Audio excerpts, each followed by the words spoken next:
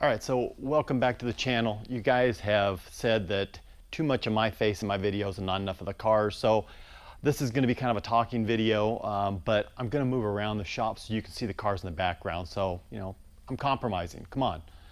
So as of this video right now, I have not bought another vehicle as of yet, and it's not for lack of trying. So let me tell you kind of what's been going on since the last video. So as you know, I am on a quest to get a 90s era car. And I've had a lot of people hit me up with ideas and suggestions and things like that, and some really good ones. Some of the vehicles that I was thinking about was like a Cyclone, not really a Typhoon because I've already had one, maybe a 90s era C4 ZR1, those are kind of cool. Mitsubishi 3000 GT VR4, or even a Dodge Stealth RT twin turbo, some of those vehicles. And I went to look at a few, and I've made some offers and just kind of in limbo, mostly because of other people. And I'm going to throw these stories out because I got a couple of them, and it just like I talked about in I think the last video about how flaky people are and like that. Tell me if it's me. If it's me, I want to know. In I think a couple videos back, I was talking about this guy who had a 91 ZR1, and we ended up coming like within 200 bucks of one another to making a deal. But the car's down south, I'd have to get it shipped and everything like that. So I just kind of backed away from it for a couple of weeks. Then I hit him up the other day, I don't know, maybe about a week ago or a little bit more, a week and a half, something like that. And I asked him if he still has the car. He says yes. He says that he's redone some, I guess some vacuum lines. It's running great now. And he got the air conditioning working, which is good. That's a bonus. But now instead of like $17,200, he wants $21,000 for it. So I'm thinking, okay, I know you didn't stick no $4,000 into the car, but okay, I'm willing to work with you. You did some work to it. I appreciate that. I respect that. So I came back and I said, how about we do 20? I'll do 20 on the car. I'll get it shipped out over here. It's about 5 or 6 hours away down south in LA. And I wait for like 24 hours. He doesn't respond back to me. So finally I text him, and this is all through text because I like to text. So most of these conversations are through text, but I text him and I say, okay, is that a no? Let me know what's going on so I can either do something or move on. And he says, no. He goes, appreciate it, but my number's 21, but that's right now. I'll call you on Tuesday, which right now, as of filming this video, was like 3 days ago. I say, no worries. And that's the last I heard of him. Hasn't called me, hasn't texted me. Maybe he sold it, I don't know. I appreciate follow-up. I appreciate people responding to me.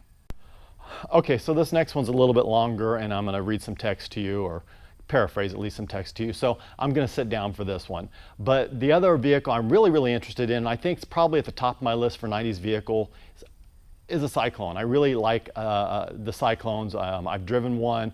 I enjoy it. It's just different enough from my Typhoon to make it interesting, and I really do like them. And I've kind of been running across them lately on auction sites and just finding them online. It seems like they're like coming out of the woodwork, even though they only made 3,000 of them.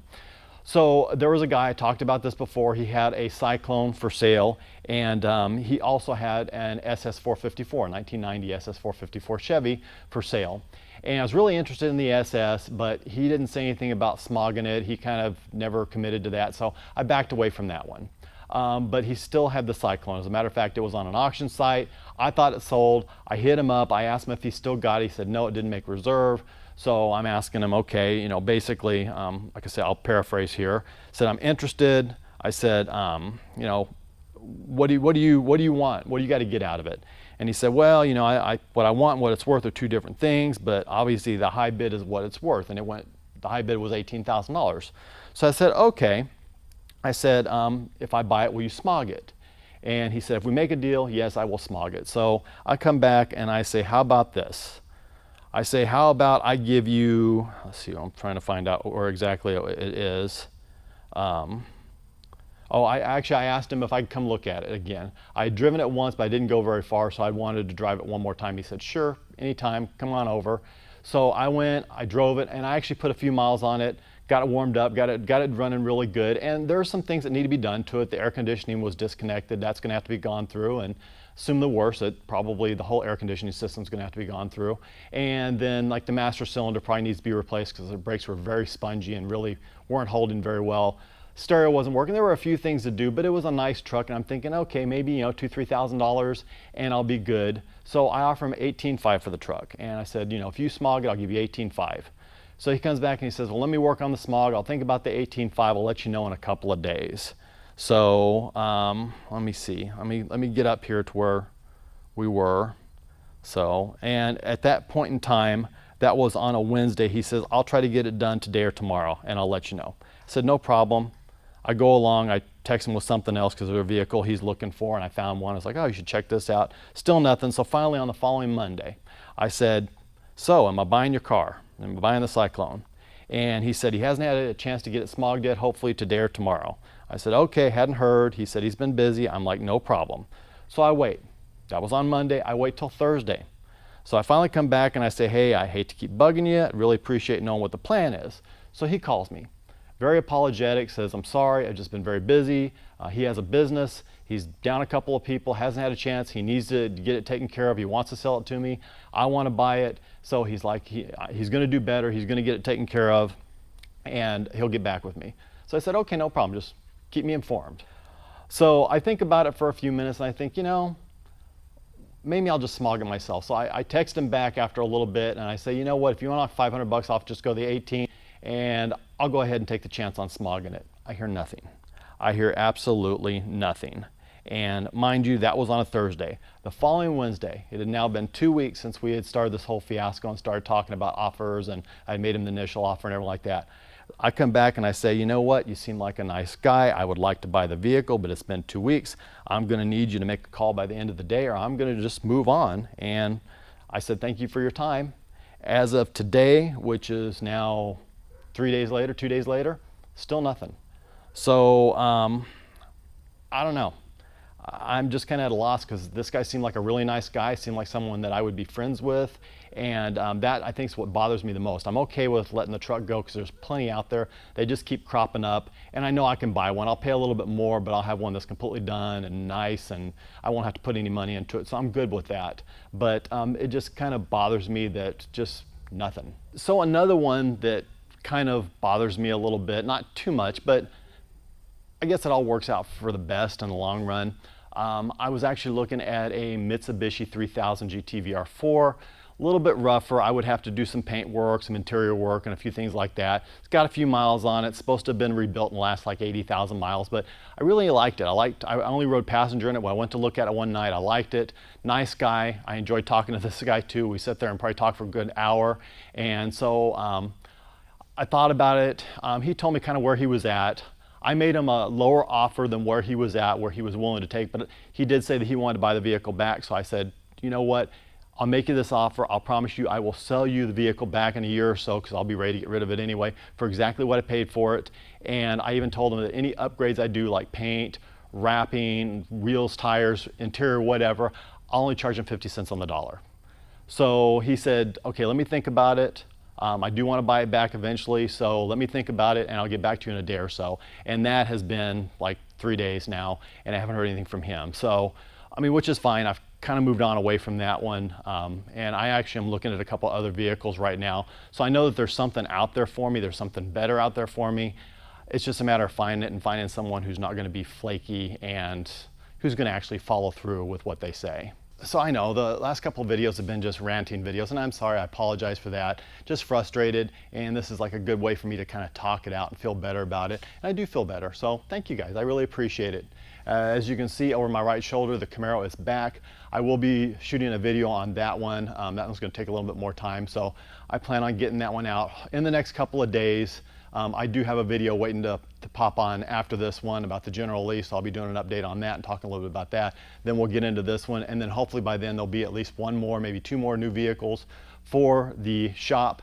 So I'll have that coming. So yeah, it'll be interesting to see what direction I go in.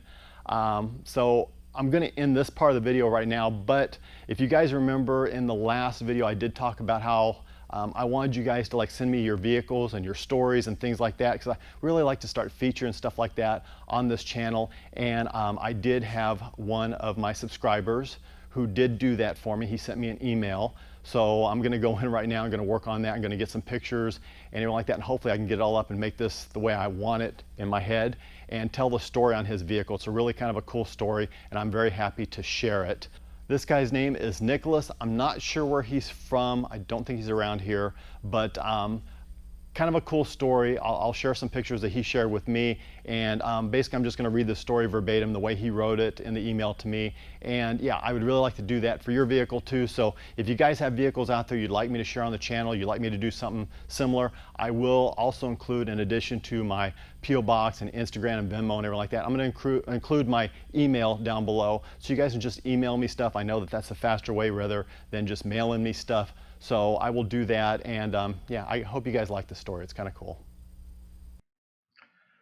This is my 1979 Special Edition Black and Gold Bandit Trans Am.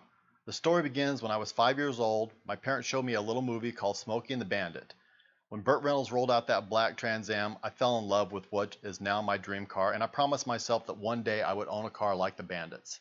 In late April of 2019, I was given the opportunity of a lifetime when my grandparents' neighbors offered me this very rare 1979 Trans Am. In '79, the Trans Am had the highest selling year with 117,108 models made. However, due to the '70s oil crisis, performance packages were very limited during these times, and very few cars came with the most desirable motor, the W72 Pontiac 400 cubic inch 6.6 liter V8 that was only available with a 4-speed manual transmission. The Trans Am, made famous in Smokey and the Bandit, was a special edition package, meaning black paint, gold decals, and stripes. This Trans Am is one of those special edition cars equipped with a 404-speed combo, meaning it's only one of 1,107 made that year, making it highly collectible. This car is very dear to me. It was bought brand new on January 12, 1979 at the Garber Pontiac Cadillac dealership in Saginaw, Michigan, and the lady who bought it was close neighbors with my grandparents.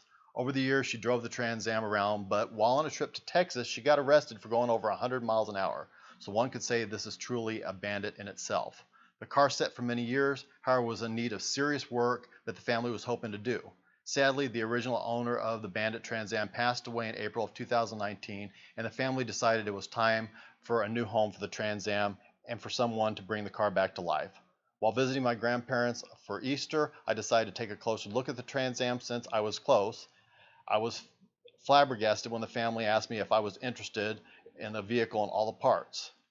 I discussed it with my wonderful parents and soon struck a deal with the family within the next few weeks, and we made arrangements to transfer the ownership of the Bandit Trans Am. Later, me and my dad got a car hauler and gathered all the pieces, including the original engine and seats, and got it back home safely. I will fulfill the wishes of the family of the original owner to bring the Bandit Trans Am back to life and pay tribute to the Smokey and the Bandit movie and the fans who love this car.